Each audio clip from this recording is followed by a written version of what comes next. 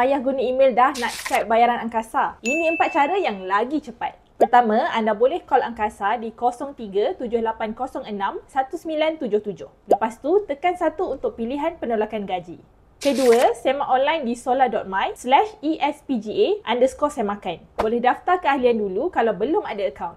Kalau dah jadi ahli, masukkan nombor kad pengenalan anda, password dan klik butang log masuk untuk semak.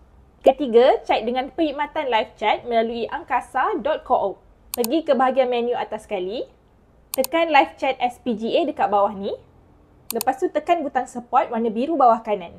Masukkan butiran anda dan tekan start chat untuk dapatkan maklumat pembayaran angkasa. Yang keempat, anda boleh juga dapatkan penyata bulanan melalui kios SPGA. Pergi je ke mana-mana kios seluruh Malaysia termasuk Sabah dan Sarawak.